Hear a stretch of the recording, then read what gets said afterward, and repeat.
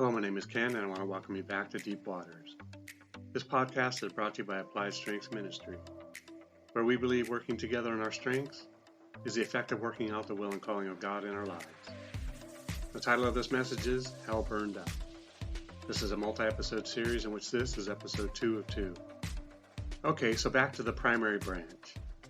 1 Samuel 3:13-14. For I have told him that I will judge his house forever, for the iniquity which he knows, because his sons made themselves vile, and he did not restrain them.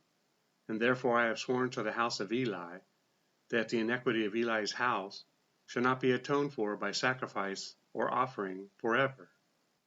Of course you said it, or maybe just thought it. DCOM states forever, without ever ending, eternally, to last forever, continually, lasting for an endless period of time. So when you hear that you will live forever, this doesn't mean that you did not have a beginning. And if you had a beginning, you are not eternal.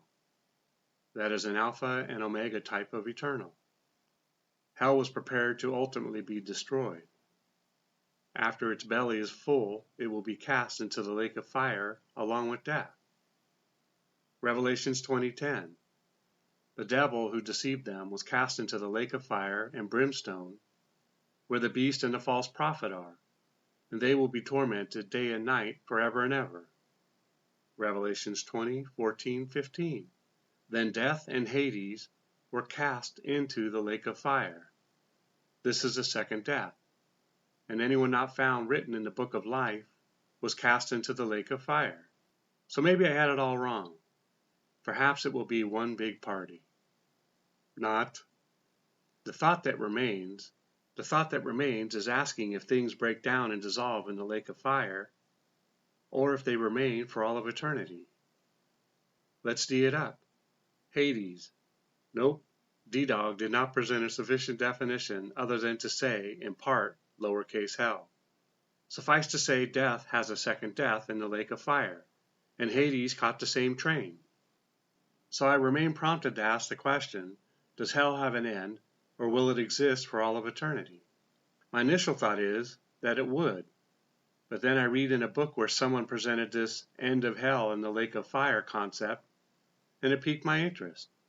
Maybe it even made me a bit angry, is that I expected that the peeps who were 100% against anything that represented God should in fact suffer forever, and that is for all of eternity. I know, right? I need some help. 2 Thessalonians 1:9. These shall be punished with everlasting destruction, from the presence of the Lord and from the glory of his power. So we already defined everlasting, right? Lasting forever, everlasting future life, eternal, indefinitely, the everlasting God. Next, destruction, the act of destroying, wanton destruction of a town, the condition of being destroyed. Annihilation, a cause or means of destroying. Next, annihilation, an act or instance of annihilating, or of completely destroying or defeating someone or something. The brutal annihilation of millions of people. Total destruction. Extinction. Surely you see it now, right? Now you see it. Now you don't or won't. So the words everlasting destruction mean annihilation in the Greek. Destruction does not mean destroying over and over again, but to destroy is to bring to an end point.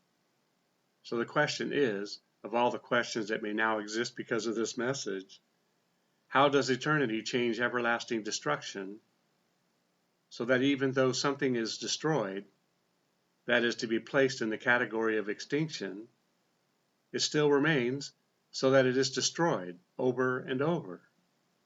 The obvious answer is that, well, maybe it's not so obvious, but that when things are destroyed, they are no longer in existence. And while perhaps Hades and the hosts that chose that timeshare will be destroyed once they get tossed into the lake of fire. Now, to be honest, it sounds like something God would do. Revelations 21:8. But the cowardly, unbelieving, abominable, murderers, sexually immoral, sorcerers, idolaters, and all liars shall have their part in the lake which burns with fire and brimstone, which is the second death. The old adage that hell will be an eternal dwelling for all who choose it including the devil and his angels and his kids, not the children of God, but his kids, may remain true, in part. Well, that's it for today and for this episode series. Regardless of your take on this, it doesn't sound like it will be populated with anyone who didn't believe it would be a better place to dwell than to dwell in the presence, in fact with God himself, for all of eternity. Remember, it's not what you find wrong or disagree with regarding these messages, but what you can take away from them.